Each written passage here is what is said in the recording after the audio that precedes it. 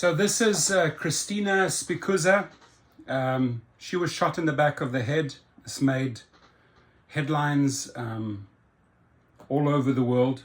She was killed by this 24-year-old Calvin Crew. She had 4 kids. She was pleading and pleading and pleading. He shot her in the back of the head. I actually got to go go back and forth with her parents. I also promised that I would do anything and everything in my power to push for better safety. Now, they filed a lawsuit, the parents, accusing Uber of wrongful death and negligence.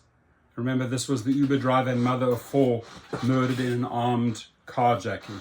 The carjackings, ladies and gentlemen, are not subsiding. They're still in the news every single day. Why? Because the companies, especially these CEOs that could make some basic decisions to save lives, put their greed over our lives. They have blood on their hands. I've said it many, many times. I'll keep on saying it until things change. And the same goes for David Risher, Dara Koshashawi, Tony Zhu. All of you guys are failing drivers and failing people like Christina when it comes to safety. Now, to file a lawsuit, ladies and gentlemen, for anything wrongful against you, right? In my case, my 2 companies that I work with, over 2,500 cases, right? I've already filed against Uber and Lyft, and I'll continue doing so every single day to bring justice for these drivers. The family of the Pennsylvania Uber driver who was carjacked and killed last year is suing the ride-hailing giant, alleging her negligent, wrongful death was preventable, according to a federal lawsuit filed last week. Christina Spikuza, a 38-year-old mother of 4, was discovered shot dead through the back of her head around noon on February the 12th, 2022, 2 days after she was last seen alive with a wanted felon in the back seat of her Uber car. Remember this, with a wanted felon in the back seat of an Uber. Dara Koshashawi, what is a wanted felon doing in our cars? Right? I'm going to ask the same question to Dara's wife. What is a wanted felon doing in the car with this lady holding a gun against her head? Right? You may want to have a conversation with your husband tonight because he ain't listening. Right? I think there's an article out there where he says one of the greatest qualities is listening. Dara, you failed that at school, you failed that as an adult. You do not listen. So for decades, simple and inexpensive safety measures have been utilized that protect for hire drivers from assault, including the installation of barriers between the front and the back seats, the lawsuit alleges. Yet Uber did nothing to ensure Mrs. Spikuza, who was driving a vehicle rented through one of Uber's suggested car rental vendors, had the benefit of such protection, nor did it even warn Ms. Spikuza of the importance of such protections. Let it sink in here. This is the killer. In the days after her murder, detectives recovered her cell phone, car, and a dashboard camera discarded near the crime scene. Calvin Crew, the 24-year-old suspect, is awaiting trial in Pennsylvania's Allegheny County on charges including criminal homicide, robbery, and evidence tampering. According to court documents, Crew's girlfriend, Tanaya Mullen, arranged for an Uber ride around 9 p.m. on February the 10th, 2022.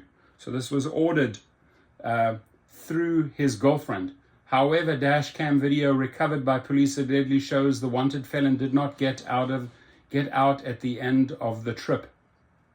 When the Uber app says drop off Tanaya, Crew allegedly pulls out a gun, grabs Spikuza's shoulder, and pokes the back of her head with a barrel. Keep driving, he says. You've got to be joking, the driver responds, reaching up and touching the weapon. It's a gun, Crew allegedly says. Come on, I have family. I've got family too, now drive, the suspect says, before repeating, complete the trip. I'm going to leave the link. It is really worthwhile reading the case, right? And other people that have seen deaths or missing a loved one, a mother or a father, pay pay attention to this case, right? You could literally copy and paste this case and bring it to your courts, right? Everything is in here, ladies and gentlemen, in this lawsuit, right? So they are suing Uber Technologies Inc., Razier LLC, and Razier PA LLC, the defendants, right? So that's where you start. Those are the defendants. She is the plaintiff. Here they're asking for a jury trial. Plaintiff Cindy Spikuza, individual, and as administrators of the estate of Christina Spikuza, deceased, brings this complaint for damages against defendants Uber Technologies. And there it is, right? Read the whole case. Fascinating, ladies and gentlemen. And I hope that other families use this case and find attorneys, or attorneys look at this case. It's very thorough. It's very, very thorough. It's long. It's all laid out in here. And I hope they win this. And again, if you have anything wrongfully done against you as a driver, come to me. You have my number and my email. Email me. I will show you how to initiate small claims or a case or arbitration. And it is very, very important that you opt out of every single terms of service, every update of the TOS, you opt out. Crew then allegedly grabs her phone and says, "Do what I say and everything will be all right." Next, he snatches the camera off the dashboard. 2 days later, police found Spikuza's remains dumped in the near woods near a single 9mm casing. Crew was arrested on February the 12th on an outstanding warrant for allegedly trying to buy a gun when his previous robbery conviction made that illegal. He waived his right to remain silent and allegedly lied to detectives about his actions on the night of Spikuza's murder. Had Uber applied its driver background check, pay attention here, had Uber applied its driver background check procedures to passengers, here we go. Let's read this here. This is the big one. Had Uber applied its driver background check procedures to passengers, used its massive data analysis capabilities to screen out dangerous passengers, permitted drivers to cancel suspicious fares without penalty, thank you, amen, right? Or simply provided basic safety features in Ms. Spikuza's Uber-approved rental car, these simple and effective measures, all readily available to Uber, could have saved Ms. Spikuza's life. All readily available to Uber, the investors, to the executives, but not used, right? Because we're not important. The driver is not important. It's all there. It's all there to be used. However, they don't act on it. And this is why these people are going to win this lawsuit. This is why others are going to win lawsuits until they change their ways. While Uber said it could not comment on pending litigation, canceling a trip at pickup time due to safety concerns also does not count against the driver, which is bullshit. You know that, right? We get penalized for that. No family should have to suffer such an unimaginable loss, a spokesman said. We are committed to the safety of drivers who utilize the Uber app. Over the years, we've introduced features and policies, none that have worked, designed with safety in mind, like the in-app safety toolkit. Doesn't work. The ability to freeze rider accounts with fake names. You're not doing it. We still have fake names and fake IDs, right? So I want this attorney to know, we'll supply you with enough fake names and fake IDs if you need that at trial. They haven't changed anything. So whatever they're saying here is absolute BS.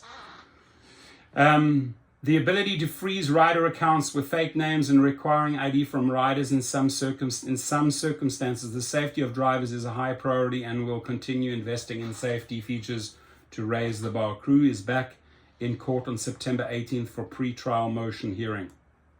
So I hope they take him to town.